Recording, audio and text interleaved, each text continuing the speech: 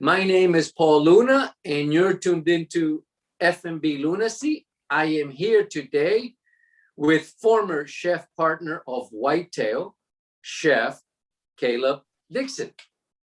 Chef, talk to us about your decade-long career in the military as a U.S. Army sniper. Well, that was what I did when I got out of high school. I got out of high school, and that was my first job. That was my first real career. Joined the Army back in 2003. Did basic training. Went to my first unit. Had my first combat deployment. That was a 12-month-long deployment to Iraq. Had my first experience, first taste of the fighting there, and went back for more. I was stationed in Germany, not too terribly far from where you're at right now, in a little town called Schweinfurt, and ended up going to sniper school. Went through my selection course and went through all the steps along the way that it takes to end up becoming an Army sniper, and eventually made it through and went back to Iraq again, this time as a sniper, and spent another 15 months there that time.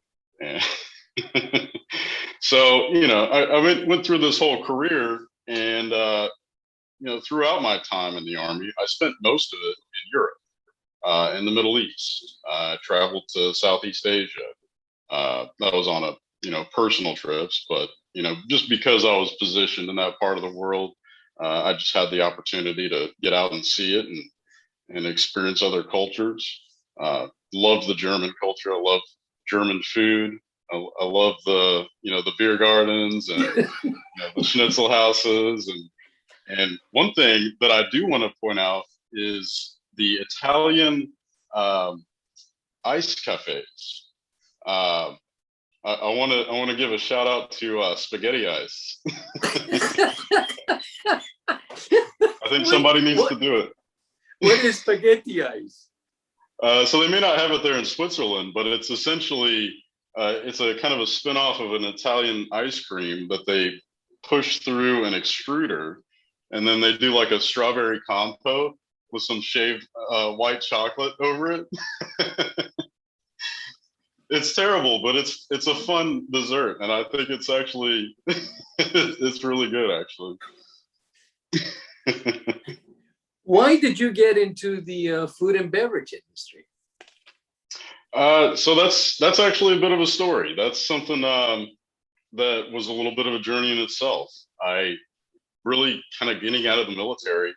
The initial thought was to go into government contracting for security overseas and such. I ended up making the decision not to go that route.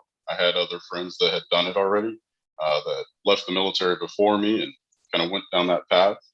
And based on their advice, I ended up not doing it. So I was kind of at a crossroads. I didn't know what to do. And I got some advice from somebody to essentially plan out, if you were set, if you had all the money that you could ever want and you didn't need money, what would you do in your spare time? And kind of going back to my time in Europe throughout, my military days, one of the biggest things that I always focused on was the food. I went to Paris. Where are we going to eat? I was in all the patisseries and the boulangeries, and just it was always about food for me. German food, French food, Italian food, Filipino food. It was always about the food, and that was one of the things that I decided that I would do for free. And so I decided to use my GI Bill, went to culinary school here in Atlanta, and began my adventure as a chef. Have you considered politics? Not anytime recently, but it's funny that you asked. It is actually funny that you asked.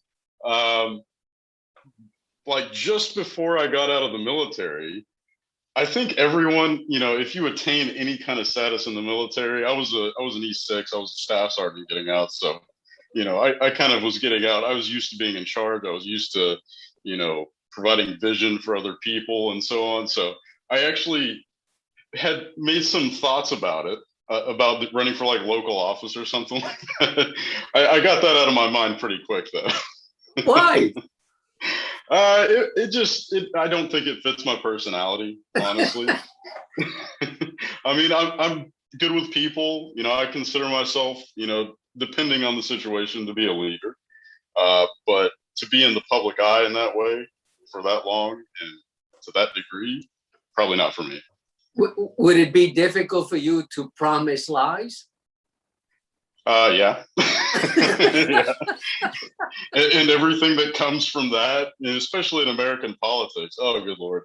If I could back then see what politics would become today, there's no way I would have put that thought right out of my head and I would have never came back to it. What is your take on why chefs, front of the house, are not coming into work or are not interested any longer in the F&B industry?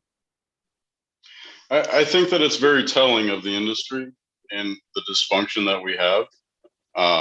That when people are not any longer so desperate financially to have no choice but to have to come in, that they choose not to. And that's really unfortunate. Because if we were doing things correctly, I don't think it would matter what unemployment we were getting paid. You know, the unemployment insurance shouldn't matter. You know, if you really do love what you do, that we wouldn't be in this situation. You know, and you can pass it off as, you know, the new generation. You can pass it off as, you know, the state is doing too much for our people, and you know, they don't need us anymore. You know, but that also kind of tells you something about what it is they needed from you. You know, they clearly weren't there for your guidance and your mentorship. They were there because they were desperate and they needed money, and that needs to get fixed.